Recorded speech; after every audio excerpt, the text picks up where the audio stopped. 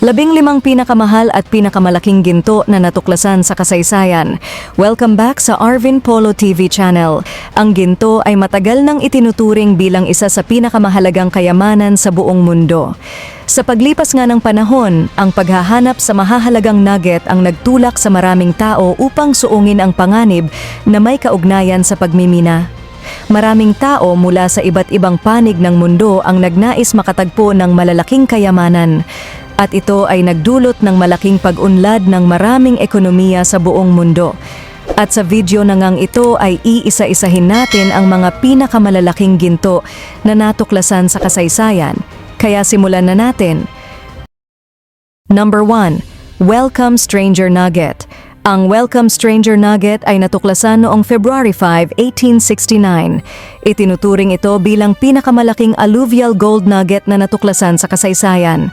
Natagpuan ito sa Molyagul, Victoria, Australia, nina John Deason at Richard Oates. Ang nugget ay may bigat na 72 kilograms at naglalaman ng 2,284 ounces na mga ginto. Ayon sa ulat, si Deason ay nakakita ng ginto mula sa lupa malapit sa ugat ng isang puno.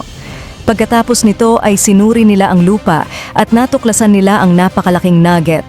Upang makuha ito ay kinailangan nilang maghukay ng malalim, subalit ginawa nila ito ng gabi upang mapanatiling lihim ang kinaroroonan ng ginto mula sa ibang mga gold seekers. Samantala, ang nugget ay dinala nila sa bangko ng horse cart at upang maipasok ito sa pinto ay kinailangan nila itong hatiin sa 3 bahagi gamit ang isang palakol. Noong mga panahong iyon, ang presyo ng ginto ay umaabot sa 4 UK pounds per ounce, kaya ang kabuuang halaga ng Welcome Stranger ay lumagpas sa 9,000 UK pounds, na noon ay napakalaking halaga na. Matapos ang nagawa nilang napakahalagang pagtuklas, sina Deason at Oates ay parehong nakatanggap ng malaking gantimpala at mas pinili nilang gugulin ang kanilang buhay sa pagiging simple lamang. Sa ngayon ay hindi na makikita ang Welcome Stranger Nugget sa dati nitong anyo dahil ito ay natunaw na at ginawang mga ingot. Number 2. Holterman Nugget. Ang Holterman Nugget na kilala rin bilang Holterman Specimen. Ito ay itinuturing bilang isa sa pinakamalaki at pinakatanyag na natuklasang ginto sa kasaysayan ng Australia at maging sa buong mundo. Natuklasan ito noong October 19, 1872 sa loob ng Holterman Star of Hope Gold Mining Company na matatagpuan naman sa Hill End, New South Wales sa Australia. Gayon din, ang ginto ay natuklasan ng isang German immigrant at prospektor na si Bernhard Holterman, katulong ang kanyang kapartner na si Ludwig Bayers. Samantala, ang Holterman Nugget ay may bigat na umaabot sa 286 kilograms at naglalaman ito ng 93 kilograms ng purong ginto. Bukod pa dito, ang sukat din nito ay umaabot sa humigit kumulang 1.5 meters ang haba at kalahating metro naman ang lapad. Maliban pa dito, ang specimen ay naging isa ding mahalagang bagay na makakatulong sa pag-aaral ng geology dahil ipinapakita nito kung paano nabubuo ang mga ugat ng ginto sa loob ng bato. Gayunpaman ay ginamit din ni Holterman ang kanyang yaman hindi lamang upang paunlarin ang mining, kundi para na rin sa photographic project na kung saan ay ito ang nagdo-document ng mga kaganapan sa loob ng mining. Sa kasalukuyan, ang Holterman Nugget ay nananatili bilang isang iconic symbol tungkol sa naging kasaysayan ng pagmimina sa bansang Australia. Number 3. The Hand of Faith.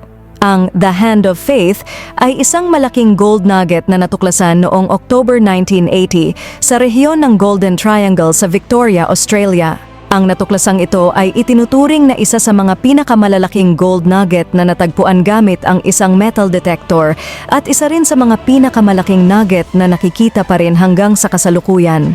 Ang nugget ay natuklasan ni Kevin Hillier habang gumagamit siya ng kanyang metal detector sa isang lugar malapit sa kanyang trailer sa King Hour, Victoria. Sa tulong ng kanyang asawa ay nagawa nilang maiyahon ang nugget mula sa lalim na humigit kumulang 12 inches. Ang bigat ng nasabing nugget ay umabot sa 27.66 kilograms. Samantala, agad itong binansagan bilang The Hand of Faith dahil sa itsura nito na parang kamay. Gayunpaman, binili ito ng Golden Nugget Casino sa Las Vegas, Nevada, kung saan ito nakadisplay ngayon. Ayon sa ulat, ang presyo ng nugget noong 1980 ay nagkakahalaga ng $1 million.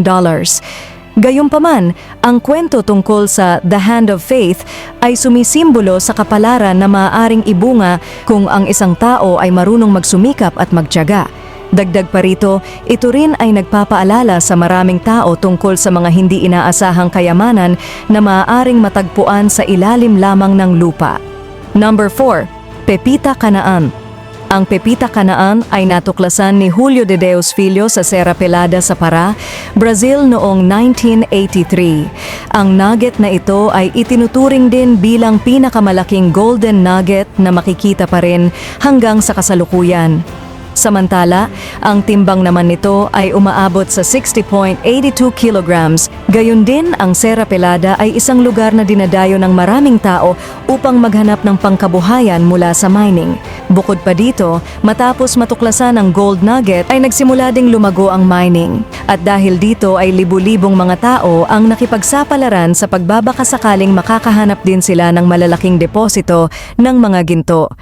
Bukod din dito, ang pagmimina sa Serra Pelada ay karaniwang ginawa ng mano-mano na kung saan ang mga trabahador ay nagsisikap na makahanap ng ginto kahit sa kabila ng mahirap na kondisyon. Ngunit sa kalaunan, ang pamahalaan ng Brazil ay gumawa na din ng hakbang laban sa mining dahil na rin sa lumalalang issue sa kapaligiran katulad ng matinding mercury pollution.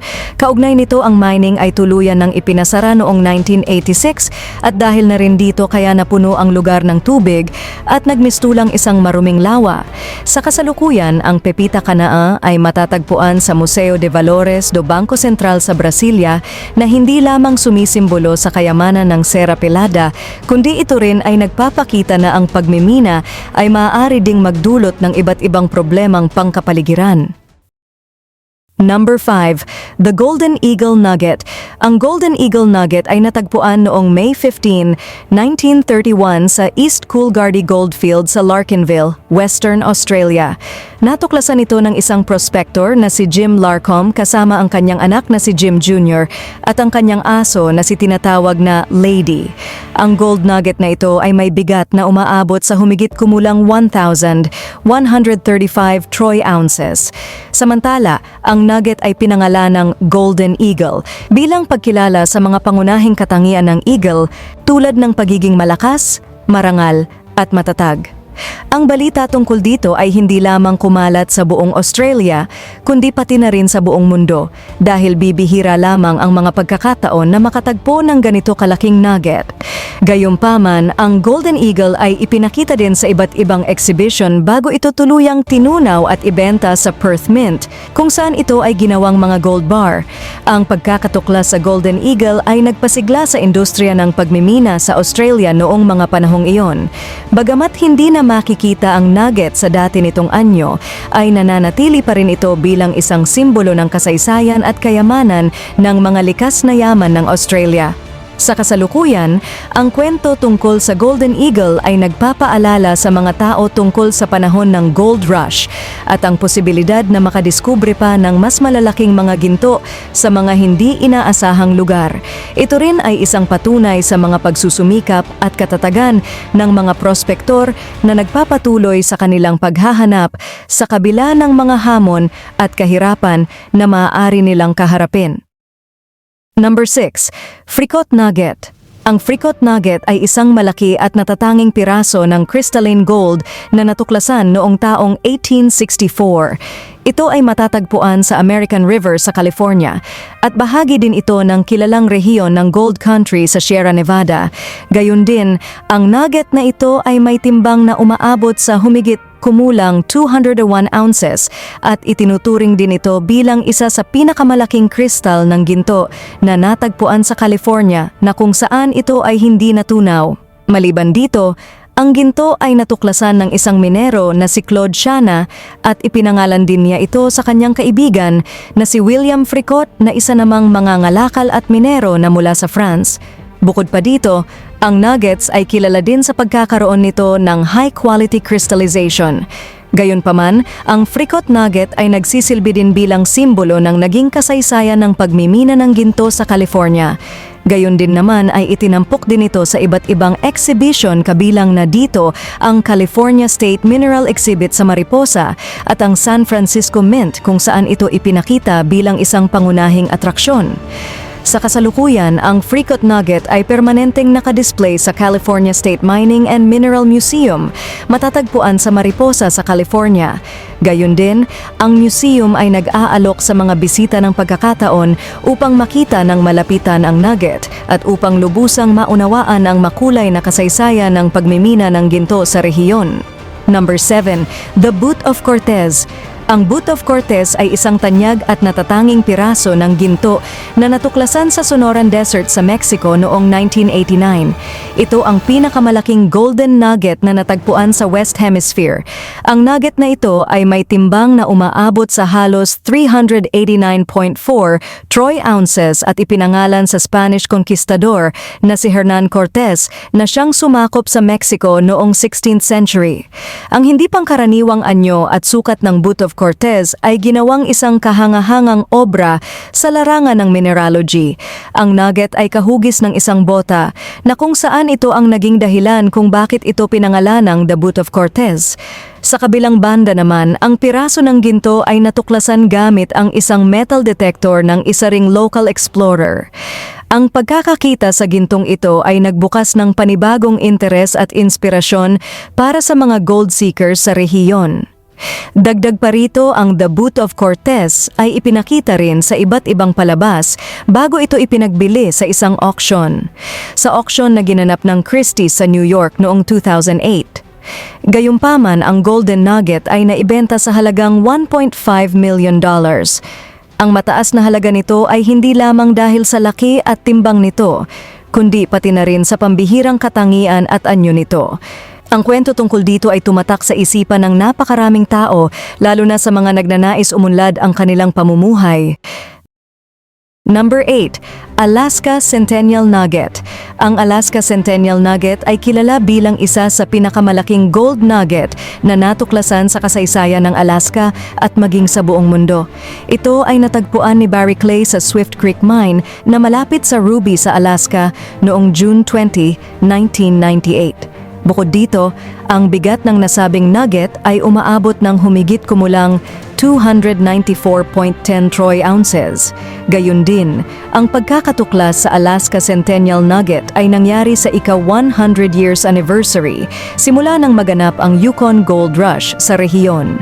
Kung kaya't ang pangalan nito na Centennial ay sumisimbolo sa pagdiriwang ng 100 years mula nang mangyari ang makasaysayang Gold Rush. Samantalang ang proseso ng paghahanap ng ginto ay nangangailangan ng paggamit ng isang metal detector, ang veteran prospector na si Barry Clay ay gumugol ng maraming taon sa paghahanap ng ginto sa rehiyon hanggang sa matagpuan niya ang Centennial Nugget. Gayunpaman, ang Alaska Centennial Nugget ay makikita sa mga museum at maging sa mga exhibits at binibisita din ito ng maraming tao taon-taon. Gayon din, ang gold nugget na ito ay nagbibigay halimbawa at inspirasyon lalong higit sa mga modern prospector na ang pagsisikap at dedikasyon sa paghahanap ng ginto ay maaaring maging dahilan upang makatagpo sila ng mas malaking tuklas ng ginto. Number 9. The Latrobe Nugget.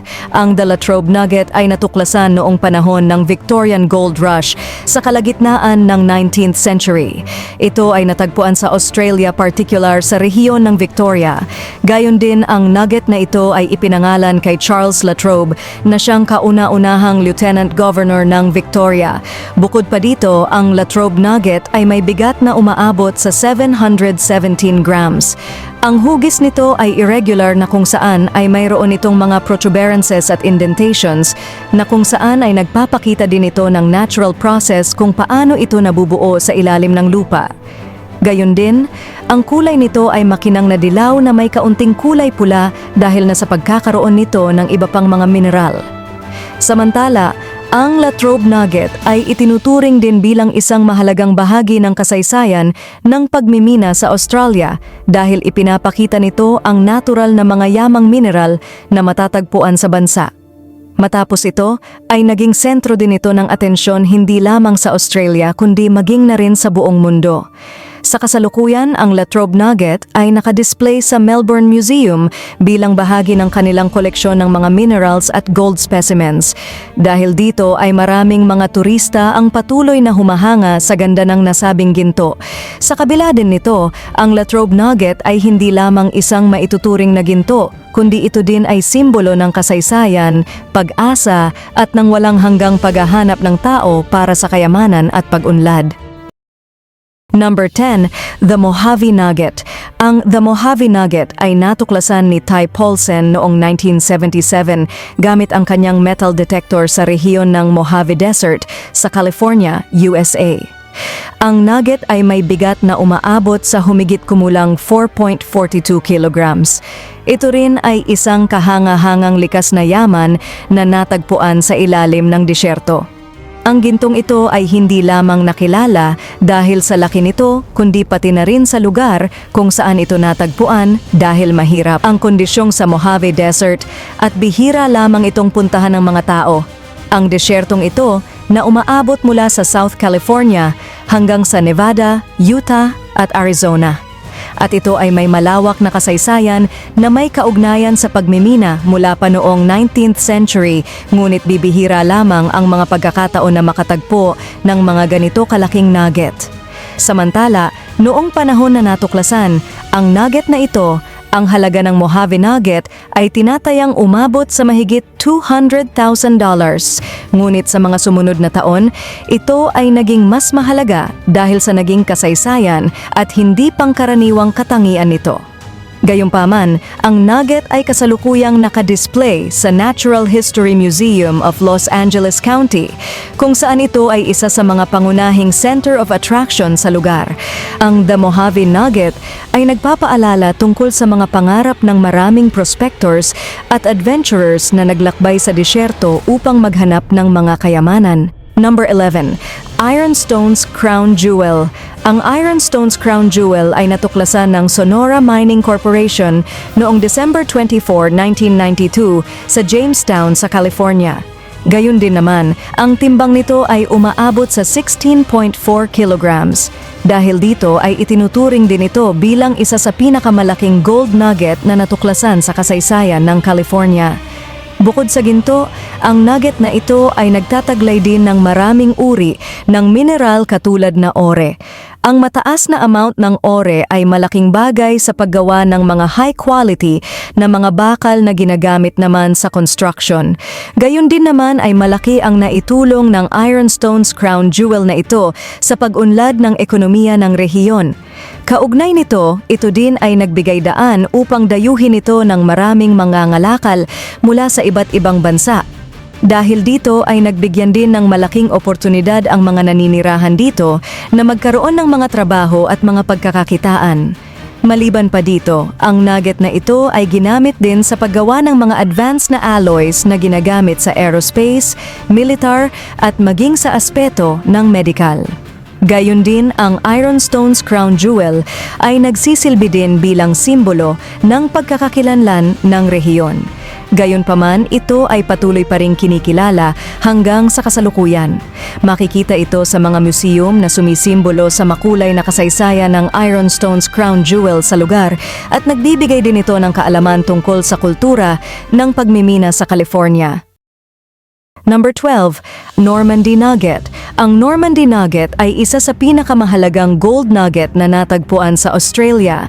Ang timbang nito ay umaabot naman sa humigit kumulang 25.5 kilograms. Natuklasan ito noong 1995 sa isang lugar na kilala bilang Normandy's Ora Banda Operations, malapit sa Kalgoorlie, Western Australia. Samantala, ang nasabing nugget ay pumukaw sa interes at atensyon ng napakaraming tao hindi lamang dahil sa laki nito, kundi pati na rin sa likas na kagandahan na taglay ng nugget na ito. Noong panahon na natuklasan ito, ang Australia ay kilala na bilang isang pangunahing lugar na nagpro-produce ng maraming ginto kung saan marami na ring malalaking nuggets ang naunang natagpuan. Ang rehiyon ng Western Australia, lalo na sa paligid ng Kalgoorlie, ay isa sa pinakamayamang lugar sa mundo pagdating sa ginto na may malalim na kasaysayan na nauugnay sa gold rushes noong 19th century. Gayunpaman, ang pagkakatuklas sa Normandy Nugget ay nagdagdag ng panibagong kabanata sa kasaysayang ito.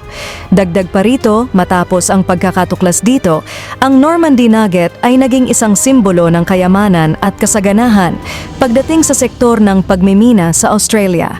Sa kasalukuyan, ang Nugget ay itinuturing bilang isang pangunahing tourist attraction na makikita sa mga exhibit na may kaugnayan sa pagmimina. Maraming mga bisita ang humahanga dito. Subalit malaki rin ang naitulong nito pagdating sa pag-asenso ng ekonomiya ng Australia.